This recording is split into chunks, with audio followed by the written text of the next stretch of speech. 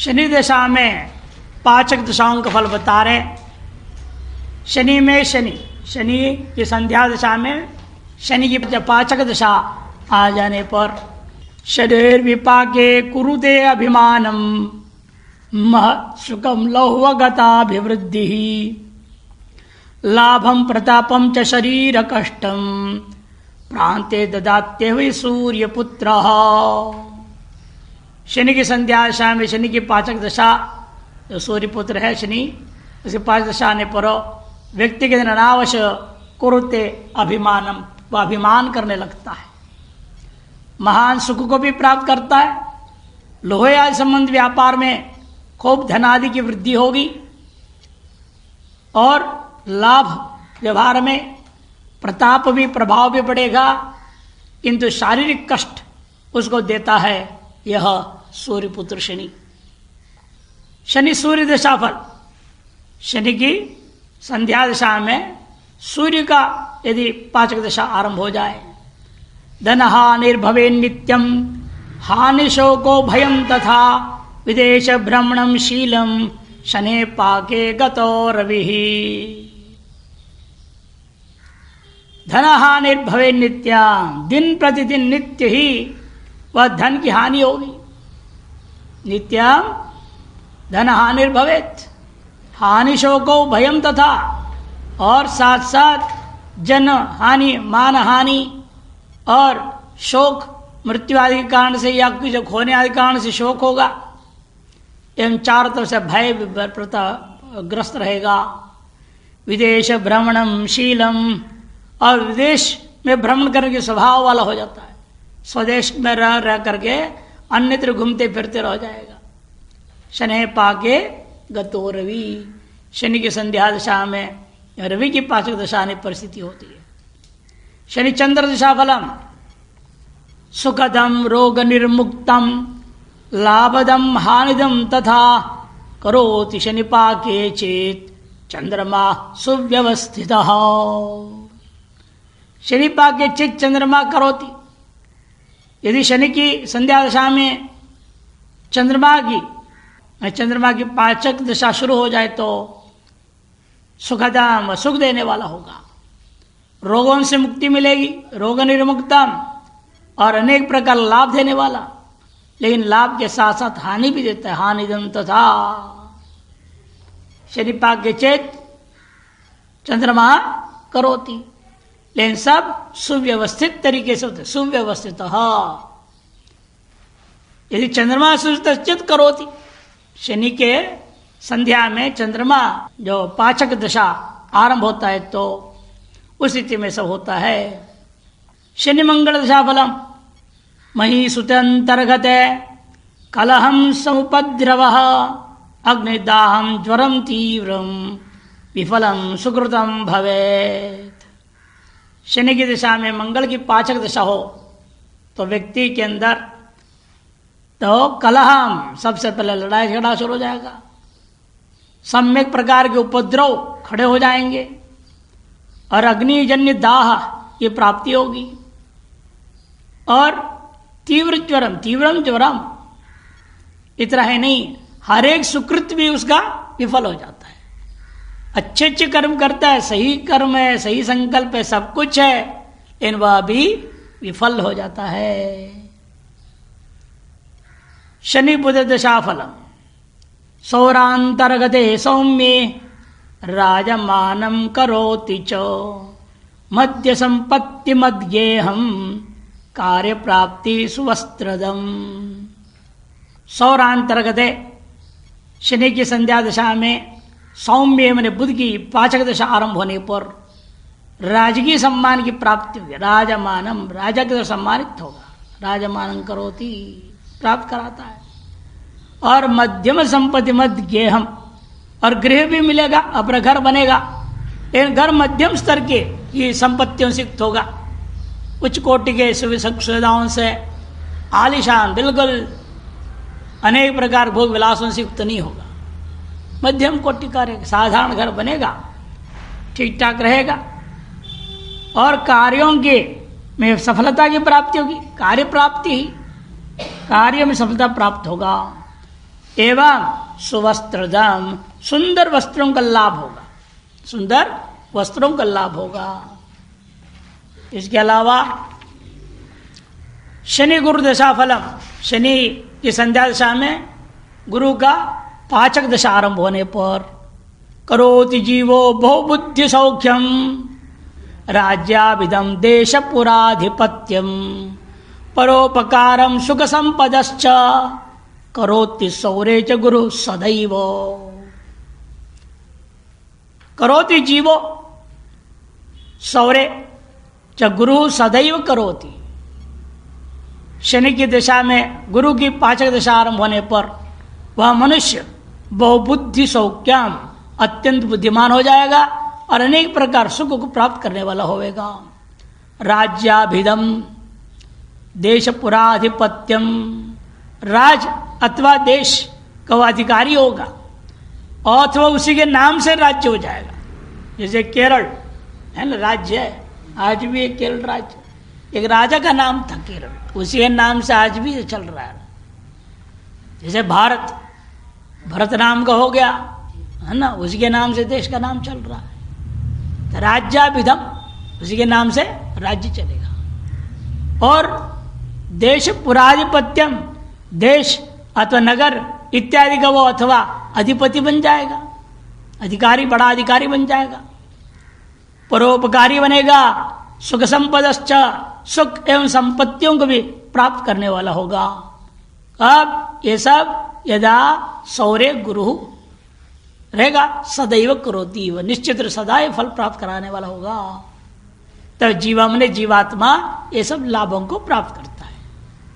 शनि शुक्र दशा फलम ददाति वित्तम भृगुनंदन सुखम सुखार्थ विद्या गमनम भवेत् स्वयं सुनिर्मलम बाहु प्रतापयुक्तम विदेशयाने च नरः सुखम लभेत।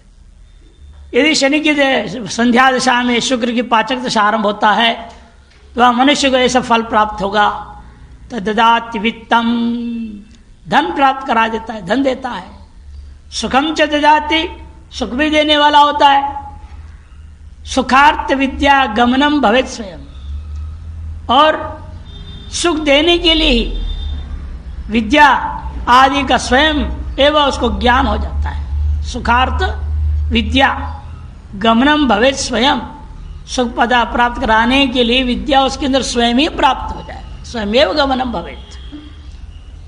सुनिर्मलम, निर्मल आचरण वाला होगा। बाहु प्रताप युक्तम, बाहुबल और प्रताप प्रभाव से युक्त रहेगा। विदेश याने च नरः सुखम लभेत, और स्वदेश के में ही रहने के, रहकर कार्य करने के पेशा से बाह्य देशों में चला जाए, विदेश यात्रा में ही वह विशेष तरह से सुख प्राप्त कर सकता है। इस प्रकार से जितनी प्रमुख दशाएं, विंशोत्तरी दशा का विचार हो गया, अष्टोत्तरी दशाओं का विचार हो गया और संध्या दशाओं का भी विचार हो गया। इनमें उनके भी सभी के अंतरदशाएं और इसके भी पाचक दशाओं का वर्णन हो गया। अब रहा जाता है योगिनी दशा। अब उसके लिए पहले योगिनी क्या है, उसकी गणना कैसे की जाती है योगिनी दशाओं की, वो सब आरंभ कर रहे हैं योगिनी दशा के लिए। नत्वा गणेशम गिरमब्ज योनिम विष्णुम शिवम सूर्य मुखान ग्रहेन्द्रान वक्षे स्फुटम सूर्य कृताद्य शास्त्राद दशाक्रमं वा किल योगिनीजम। यहाँ के मंगलाचरण भी कर रहे, देखो बीच में होता है आज मंगलादि मंगल मध्यांत, मंगलांत वाला हो गया। मंगल मध्य में भी था ग्रंथ के बीच में, अब लगभग ग्रंथ की समाप्ति है, अंत में सिर्फ पुनः यहाँ मंगल कर रहे हैं। गणेश जी, गिरम्मन वाणी सरस्वती देवी, अब्ज योनिम कमलनाभ भगवान ब्रह्मा जी, विष्णु भगवान, शिव भगवान और सूर्य मुख्य जिनका ऐसे जो नवग्रह ग्रहेन्द्रान, पूरे नवग्रह, इन सभी को नमस्कार करके नत्वा सूर्य कृताद्य शास्त्राद योगिनीजम दशाक्रमम किलो वक्ष्ये। सूर्य से कृत मैंने सूर्य भगवान के द्वारा विरचित पूर्ववर्ती जितने भी शास्त्र है, जो भी ज्योतिष संबंधी अनेकों शास्त्र ग्रंथ हैं, उन ग्रंथों का सार विचार करके हम यहाँ पर अब योगिनी से होने वाली जो दशाएं हैं उनके बारे में वक्ष्य कहूँगा। सूर्य को ये आदि ज्योतिषी मान रहे हैं, उनके द्वारा कृत ज्योतिष ग्रंथ सूर्य सिद्धांत वहाँ से लेकर के शुरू कर रहे हैं। उसके बाद में कौन कौन हुए? ज्योतिष सूत्र कौन लिखा सबसे पहले? भृगु है, गर्ग है, पराशर है, सब बाद के सूत्रकार लोग हैं। इसे सप्तऋषियों में से भृगु का नाम आता है, भृगु महर्षि, इसलिए लोग भृगु सूत्र को प्रथम सूत्र मानते हैं। लेकिन उससे पहले वेद व्यास जी की तरफ सूर्य की षड अंग जो लिखने वाला में ज्योतिष सूत्र किसने लिखा? वो कहते सूर्य नहीं लिखा था, इसे कहते सूर्य आद्य, सूर्यकृत प्रथम आद्य वही है सूर्य सूत्र। उसको सूर्य सिद्धांत नाम से बाद में ग्रंथ छप रहे हैं। वो सूत्र तो मिलता नहीं है, सूर्य सूत्र तो मिलता ही नहीं है, लेकिन सूर्य सिद्धांत नाम से उसी का एक तरह से लोगों ने उत्तर में बनाया हुआ ग्रंथ मिल रहा है। इसलिए सूर्यकृत आद्य जो शास्त्र, सूर्यकृत है आद्य शास्त्र, वहां से लेकर के आद्य शास्त्रार्थ अभी तक के जितने शास्त्र हैं उनमें से जितने भी सारांश विचार करके योगिनी से जिन जो दशाक्रम है उसको मैं स्पष्ट स्फुटम मैंने स्पष्ट रूप से वक्ष्य कहूंगा या कह रहा हूं। पहले योगिनी दशा की गणना कैसे की जाती है, पहले गणित बताना और योगिनी दशा का साधन। आदौ जनस्य विधिवत प्रसवम विचार्य संवत्सरत्वयन मास दिनार्क्ष कालैः यस्मिन् दिने भवति जन्म जनस्य सम्यक् तद्भं पिनाकनयनै सहितं विधेयम्। सबसे पहले उत्पन्न उस बच्चे का जनस्य विधिवत प्रसवम विचार्य, आदौ उस बच्चे का प्रसव के बारे में माने जन्म के बारे में अच्छी तरह से विधिवत विचार कर लेनी चाहिए, समय का निर्णय सम्यक कर लेना चाहिए। फिर उसके जो वर्ष, ऋतु, अयन, मास, दिन, नक्षत्र और उस नक्षत्र की बीती हुई समय तक का ज्ञान अच्छी तरह से कर लेना चाहिए। उसके साथ जोड़ेगा विधिवत प्रसवम संवत्सर ऋतु अयन मास दिन रक्ष काल ही विचार्य। इनके द्वारा अच्छी तरह से विचार करके निर्णय लेने के पश्चात जिस दिन जिस नक्षत्र में इस मनुष्य का जन्म हुआ, यस्मिन् दिने जनस्य सम्यक जन्म भवति, जिस दिन में जिस नक्षत्र में उस बच्चे का उस जातक का जन्म हुआ है, तद बम उसी नक्षत्र को, उसी नक्षत्र की संख्या को पिनाक नयन ही, पिनाक नयन मैंने पहला नक्षत्र है अश्विनी नक्षत्र, वहां से गिनो 27 नक्षत्र है। मान लो जो भी नक्षत्र पैदा हुआ है वहां से गिनती कीजिए, 15वां, 16वां, 20वां, 27वां, तीसरा, चौथा जो भी है, या पहला ही हो सकता है। अश्विनी नक्षत्र पहला नंबर आएगा, 1 नंबर आएगा। वो क्रम में जो 27 का क्रम जो निश्चित है, उस क्रम में जो उसी संख्या में आ रहा है वो नक्षत्र, वो संख्या लिख लो।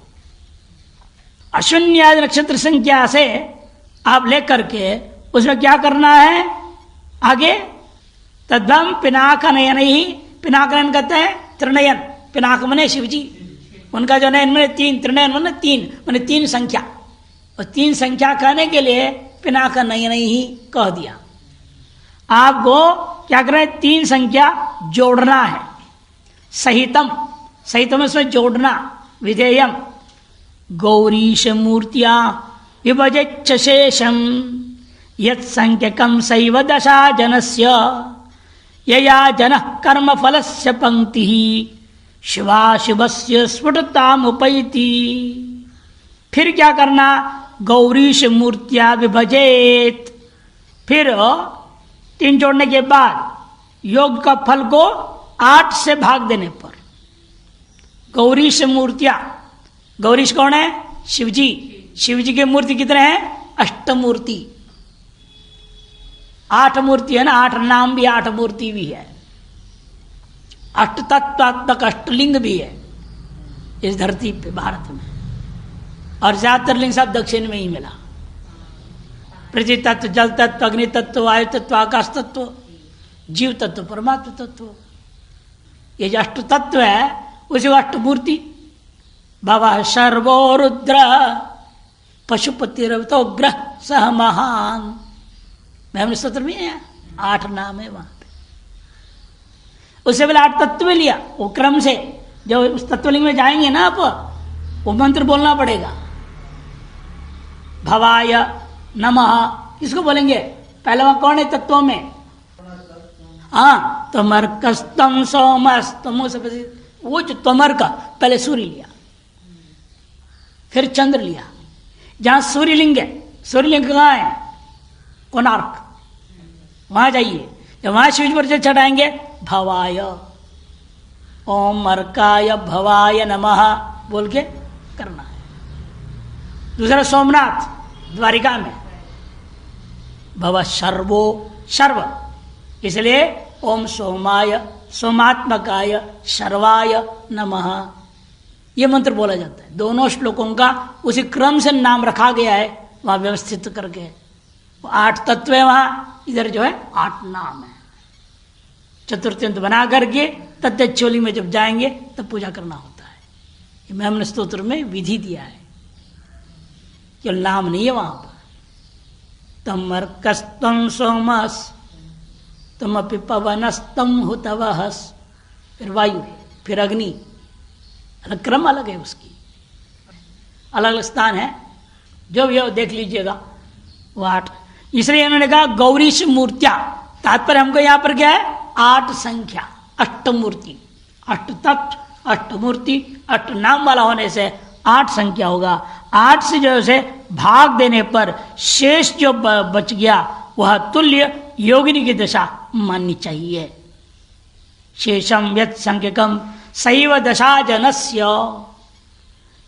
यया जनकर फलस्य पंक्ति शुभाशुभस्य स्फुटताम उपैति, जिसके द्वारा यह मनुष्य अपने कर्म की जो है फलों का धारा निरंतर जो है शुभाशुभ फल की धारा को स्पष्टतया प्राप्त कर अनुभव करता है। उपैति प्राप्नोति। अतः शेषांक जितनी हो उतनी ही क्रम संख्या समझ लो। क्रम क्या है? क्रम भी बता रहा है अगले श्लोक में। मंगला पिंगला धान्या भ्रामरी भद्रिका तथा उल्का सिद्धा संकटाच एतासाम नामवत् फलम। ये आपके हैं योगिनिया। मंगला, पिंगला, धान्या, भ्रामरी, भद्रिका, उल्का, सिद्धा और संकट, ये 8 है। जब 8 से भाग करोगे ये 8 संख्या होंगे, शेष कितना बचेगा? 1 2 3 4 5 6 7 0 बचेगा। यही होगा ना जब 8 से भाग करेंगे। वही क्रम लेना। 1 बचा तो मंगला दशा, 2 बचा तो पिंगला दशा, 3 बचा तो भ्रामरी दशा, 6 बच गया तो उल्का दशा, 7 है तो सिद्धा और 0 हो तो संकटा दशा। इस क्रम से ग्रहण कर लेना है। और उन दशाओं का भी वर्ष का मान कितना होगा? मंगलाक्षर कितने साल का होता है? जैसे बात थी ना विंशोत्तर में क्या था? सूर्य है तो 6, चंद्रमा 10, मंगल 7 है कि नहीं, राहु 18, गुरु 16 इत्यादि। उसे यहां पर भी इन दशाओं की कितना वर्ष प्रमाण होगा वो बता रहे। नाप क्या है?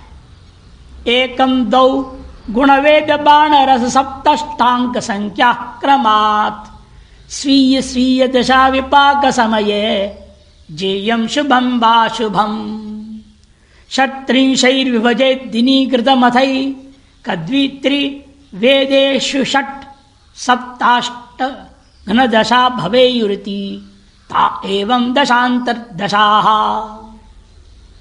इनकी दशाएं योगिनियों के दशाओं का वर्ष क्या प्रमाण क्रमशः मंगला दशा केवल 1 साल का होता है, केवल 1 साल का कुल। उसके अंतरदशाएं मंगल में मंगल, मंगल मंगला में मंगला, मंगला में पिंगला, मंगला में धान्या, मंगला में ऐसे लेंगे 1 साल में पूरा हो जाएंगे 8। और पिंगला दशा 2 साल की है, उसकी भी अंतरदशाएं यही 8 आएंगे। पिंगला में पिंगला से शुरू होगा, पिंगला से पिंगला, अंत और पिंगला से मंगला में। फिर भ्रामरी भ्रामरी भ्रामरी भ्रामरी में सब क्रम से जाओगे, वो 3 साल को तक कुल भ्रामरी दशा। और भद्रिका नहीं, धान्य, धान्य है 3 ना, वो 3 साल का है धान्य। और भ्रामरी 4 साल का, भद्रिका 5 साल का, उल्का 6 साल का, सिद्धा 7 साल का और संकटा 8 साल का है। 8 संख्या क्रमात् कर दिया। अब उनके भी अंतरदशा निकालो। अंतरदशाओं की गणित कैसे किया जाता है? कहते स्वीय स्वीय दशा विपाक समये जेयम शुभाम वा अशुभम। इनकी अपनी अपनी दशा में यथा नाम तथा गुण है इनका, है ना। एतासाम नामवत फलम, इनका नाम जैसा है फल भी उनका वैसा। जैसे वहां क्रूर ग्रह मान लिया, अपने शुभ ग्रह मान लिया, अशुभ ग्रह मान लिया, है कि नहीं, क्रूर और शुभ ग्रह। उसी पर यहाँ पर भी जो है पाप ग्रह को शुभ ग्रह वैसे विभाजन था, यहाँ से कोई विभाजन नहीं, नाम से तय है। ये दशाएं जो है अपने नाम से तय हो जा रहे हैं। उसको उन्होंने यहाँ पर लिख दिया, जो पूर्व श्लोक का अंतिम पाद को, स्वीय स्वीय दशा विपाक समय जेयम शुभम व अशुभम। उन्हीं के अपनी अपनी दशाओं के नामानुसार शुभाशुभ फल भी तय हो जाता है। यद्यपि ऐसा है, फिर भी आगे श्लोक देंगे प्रत्येक दशा का, और उनके अंतरदशाओं का फल भी बताएंगे। और अंतरदशा की गणित कैसे की जाती है वो बता रहे, देखिए। षट् त्रिंशैर विभजित, 36 से भाग देना है।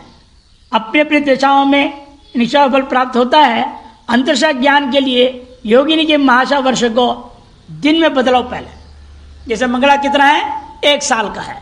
1 साल को दिन के बदलने का मतलब क्या हुआ? 360 में गुणा कर दो तो कितने दिन हो जाएंगे? 360 दिन हो जाएंगे। फिर 36 से भाग दो, मान लो 360 हो गया। 1 साल को 1 में 360 दिन में भाग कर गुणा कर दी तो 360 संख्या आ गया। उसको 36 से भाग कर देना है, उसको 36 से, है ना, भाग कर दो। षट् त्रिंशैर विभजित दिनी कृतम, न दिनी कृतम ने जो जितना वर्ष का था उसको दिन बना दो। दिन बना मतलब क्या? 1 साल में कितना दिन होता है? 360 दिन होता है। 360 इंटू 1 हो जाएगा मंगला का दिनीकरण। 360 इंटू 2 करोगे पिंगला दशा का दिनीकरण हो जाएगा। दिन होना 720 हो जाएगा। इस प्रकार से सबको पहले दिन में परिणत कर दो, जो उनके संवत्सरों को। फिर 36 से भाग दे देने पर जो भी लब्धि होता है वो अंतरदशा का ध्रुवा अंक बनेगा, अंतरदशा का ध्रुवा होगा। और ध्रुवा को क्रम से आपने 1 2 3 4, वेद मने 4, ईशु मने बाण 5, 6 7 और 8, इन संज्ञाओं से अष्टग्न दशा से गुणा करने पर क्रम से मंगला पिंगला आदियों की अंतरदशा का गणित प्राप्त हो जाता है। जैसे उदाहरण के लिए देखिए, किसी का ले रहे हैं जन्म का समय संवत 2021 का है, शके 1886, आषाढ़ कृष्ण पक्ष 81, रविवार के दिन जन्म हुआ। इष्ट घटी है 43-30, गलत हो गया है, जो डैश के लिए एक संख्या हो गया है। होता है ना गणित लिखने के लिए वो डालते नहीं, लाइन डालते हैं। 43 घड़ी और 30 पल, बीच में एक संख्या नहीं होनी चाहिए। वो नहीं समझ में आई? वो एक आ गया है, हो गया 43, 130 हो गया, गड़बड़ है। 43, हाँ स्लैश लाइन होता है, विभाजक रेखा कहा जाता है उसको, विभाजक रेखा। उस विभाजक रेखा डाल के फिर 30। जन्म समय नक्षत्र वो घटा हो गया। जन्म समय का नक्षत्र था कृतिका नक्षत्र। भयाती 353, भवोक्ता 54-35। अब पूर्व में पढ़ा हुआ जो श्लोक आपका है 364 और 365, उसके हिसाब से पहले हम योगिनी दशा गणित करेंगे। अश्विनी नक्षत्र से कृतिका नक्षत्र संख्या होती है 3। यदि 3 में 3 जोड़ा तो हो जाएगा 6। 6 को 8 में भाग करो, शेष बचेगा 6। 6 में 8 को भाग करिए, अतः छठी उल्का योगिनी दशा में जन्म हुआ। 6 को 8 से भाग करेंगे तो शेष कितना बचेगा? 6 ही बचेगा। वैसे चार्ट खुद बना दिए ना, ये गणित की जरूरत नहीं। देखिए कृत्तिका नक्षत्रों में जैसे अन्य पहले भी दिया ना, दशाओं को विंशोत्तरी में भी दिया था ना, उस नक्षत्र जन्म लिया उसकी वो दशा तय हो गया। यह ना 6 में कृत्तिका है, इसे उन्होंने 6 बोल रहे हैं। 1 2 3 6 7 8 लिख दिया ना, संख्या लिख दिए। उसे आर्द्रा से शुरू कर रहे हैं। ये देखो, आर्द्रा, पुनरसु, पुष्य, अश्विनी, भरणी, कृत्तिका, रोहिणी, मृगशीर्ष, क्रम रख देना। जो आर्द्रा में पैदा होता है, चित्रा में पैदा होता है, श्रवण नक्षत्र में पैदा होगा, उसका दशा हमेशा मंगला से शुरू होगा, उसकी योगिनी दशाएं। पुनरसु, स्वाति और धनिष्ठा पैदा होने वालों का पिंगला दशा से उनकी योगी दशा आरंभ होंगे। पुष्य, विशाखा और शतभिषा पैदा होने वाले उनका धान्य योगिनी दशा से आरंभ होगा।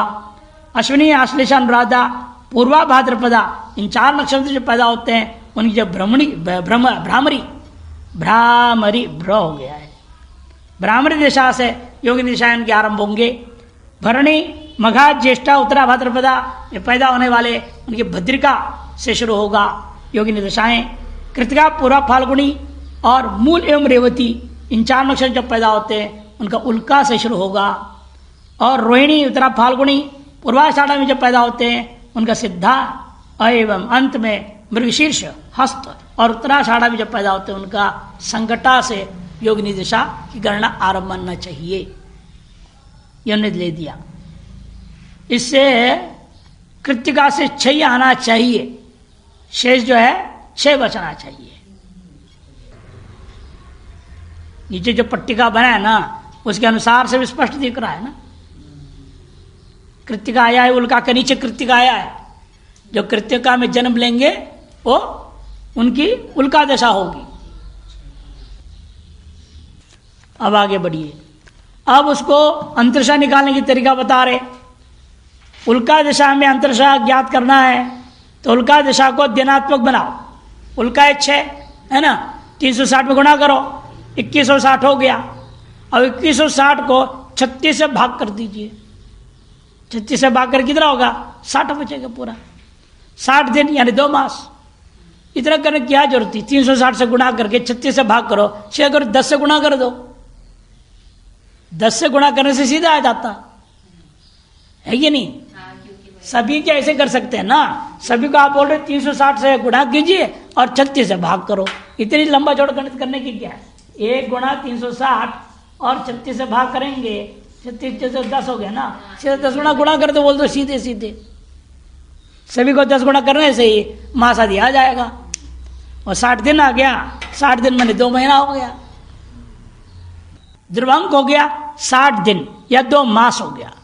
अब उसको 6 7 8 से गुणा करो।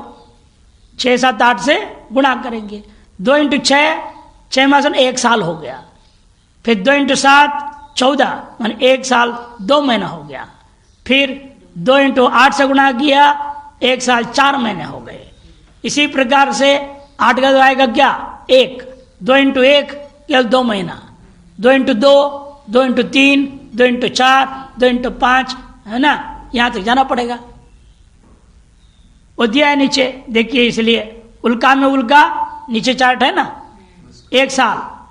उल्का में सिद्धा 1 साल 2 महीना। उल्का में संकटा 1 साल 4 महीना। उल्का में मंगला 2 ही महीना। उल्का में पिंगला 4 महीना। उल्का में धान्या 6 महीना। उल्का में भ्रामरी 8 महीना। उल्का में भद्रिका 10 महीने। और 60 है ध्रुवांक। ध्रुवांक 60 जो है वो दिन ईयर है, इसे 2 महीना हुआ। अब उसको जो भी महादशा का वर्ष है उससे गुणा करते जाओ। महावर्षा का महादशा माने योगिनी महादशा की जो वर्ष है संख्या है उसे गुणा करते जाएंगे तो अंतरिक्षा की संख्या आ गई। और उन्हें सबके करके दे दिया। मंगला में पिंगला, धान्या, भ्रामरी, भद्रिका, उल्का, सिद्धा, संकटा सबका दे दिया। अब उसमें तय कैसे होगा बच्चे का? उस योगिनी दशा में जब जन्म हुआ है कितना योगिनी से बीत चुका है। कितना शेष है। जिसे ग्रह दशा में आपने किया था ना, भुक्ति कितना ग्रह दशा है, शेष कितना ग्रह दशा रह गया।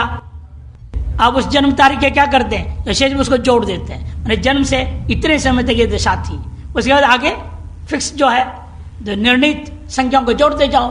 ये आप करते हैं हमेशा महादशा की गणित में, विंशोत्तर महादशादि में।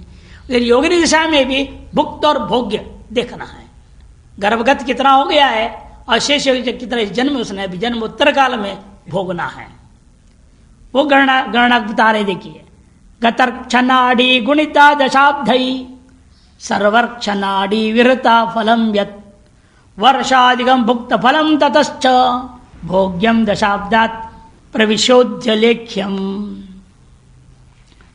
जन्म नक्षत्र के जो भयात है उसको पहले पलात्मक बना लीजिए, और फिर जिस दशा में बच्चे की दम तय हुआ, अभी जैसा भी दृष्टांत का उल्का लिया था उन्होंने, उस दशा के वर्ष से उसे गुणा कर दीजिए। अब ये हो गया पलात्मक भभोग के भाग देने पर उसको क्या करना, भभोग को भी पलात्मक बना लो और पलात्मक भभोग से उसको भाग कर दो। भाग कर देने पर जो लब्धि होता है और भुक्त दशा का प्रमाण तय कर देता है, वर्ष, महीना और दिन। भुक्त दशा को दशा वर्ष से घटाने से भोग्य जो शेष है वो मालूम हो जाता है। इतना भोग्य इस जन्मोत्तर काल में भोग्य शेष क्या है वो संख्या आ जाता है। जैसे वर्तमान दृष्टांत लिया था, भयातता 53 और भभोगता 54-35 है कि नहीं, भयात और भभोग। और उसको महाशय था उल्का वर्षा, उसका था उल्का का वर्ष कितने 4। अब 3 × 60 कर दो ताकि उसको भयात को पूरा में फलित कर दें, फलात्मक करेंगे। 3 × 60 180, उसे 53 जोड़ दिया तो 233 पलात्मक भयात हो गया। और पलात्मक भभोग भी बना लीजिए, 54 × 60 32 40, उसे 35 जोड़ दिया 32 75, ये पलात्मक भभोग हो गया। और भयात जो 233 है उसको 6 जो उल्का दशा का वर्ष है उसे गुणा कीजिएगा, हो जाएगा 1398। और 1398 को फलित जो भभोग है 32 75, उसे भाग करेंगे तो पहले तो 0 होगा, वहाँ भाग तो होगा ही नहीं, तो वैसे पूरा शेष बच गया 1398। और उसको 12 से गुणा कर दो, महीना है ना, एक साल में कितने महीने होते हैं 12। 0 वर्ष निकल गया, लब्ध क्या हुआ 0 ना, पहले वो 0 हो जाएगा वर्ष। अब मैंने निकालने, मैंने गणित कैसे होगा, ये जो शेष बचा उसको 12 में गुणा करो और फिर भाग कर दिए उसी फलित भभोग से, तो जाता है 5 में जा रहा है, तो गुणा किया 16 77 6 हुआ और उसको भाग कर दिया 32 75 से, 5 गुणा से गया तो बच गया वहां पर 401।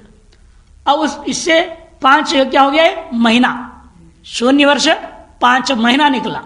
अब दिन निकालना है, जो शेष बचा उसको 30 से गुणा कर दो, 30 है ना, एक महीने में 30 दिन होता है, तो 400 गुणा 30 हो गया 120 30। उसको पुनः भाग कर दीजिएगा फलित भभोग से, दिखाया नहीं, इन्हें फलित भभोग लिखना पड़ेगा 32 75, 32 75 से फिर भाग किया तो बचा वहां लब्धि है 3, शेष 2205 रह गया, उसको छोड़ दीजिए, हमें जो मिलना है मिल गया। यदि आगे और चाहना चाहें तो जा सकते हैं। तो दिन है ना, उसे 60 में गुणा कर दो, फिर फलित भोग से भाग करो, हो जाएगा घड़ी, फिर 60 में गुणा करो, फिर भाग करो तो हो जाएगा पल।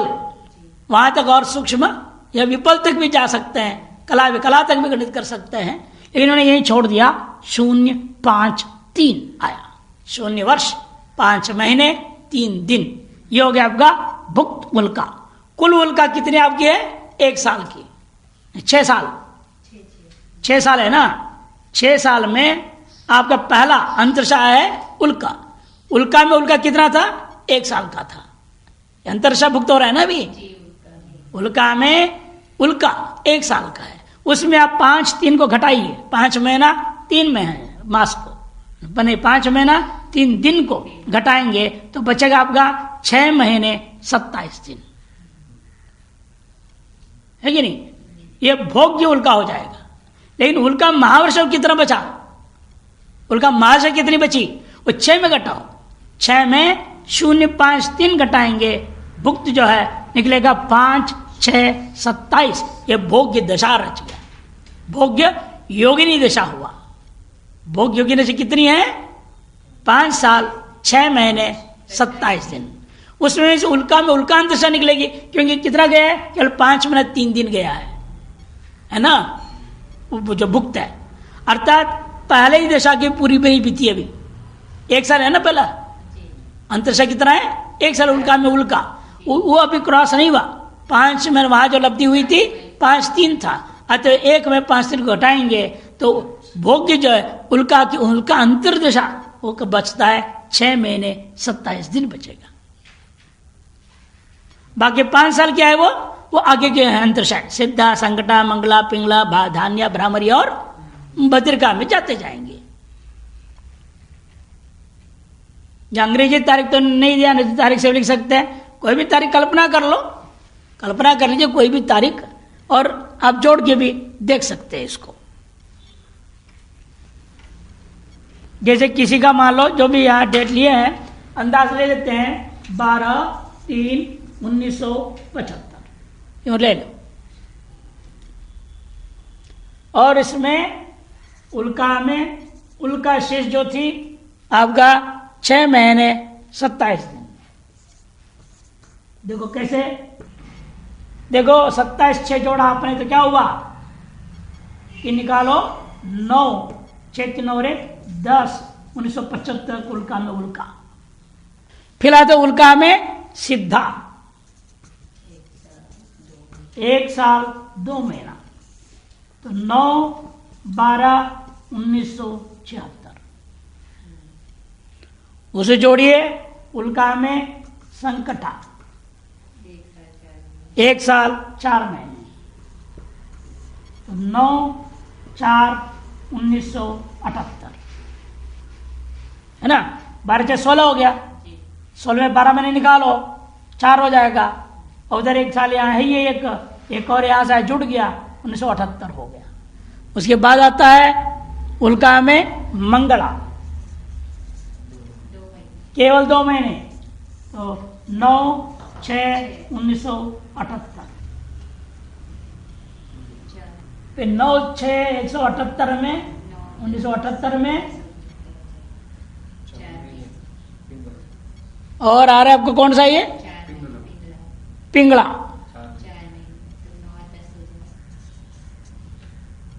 कितना है? 4 महीना, तो 9/10/1978। गड़बड़ आ रहा है। हमने कहाँ से शुरू की थी? 12/3 ना? हाँ ठीक है ठीक है ठीक है ठीक है ठीक है ठीक आ रहा है। 9/10/1978 हो गया। तो फिर अगला कौन है? धान्या 6 महीने, 9/4/79। धान्य के बाद भ्रामरी 8 महीने, 9/12/1979 ये रहेगा। फिर आता भद्रिका 10 महीना, 9/10/1980। ठीक है, आगे पहुंचेगा कैसे? वो जो भुक्तांश है, ये तो भोग की गिनती होगी ना। भुक्त कितना था? भुक्त कितना था वो? 5 महीने 3 दिन, 5 महीने 3 दिन जोड़ो भुक्त को, तो 12/10/3 1981। आ गया कि नहीं आ गया?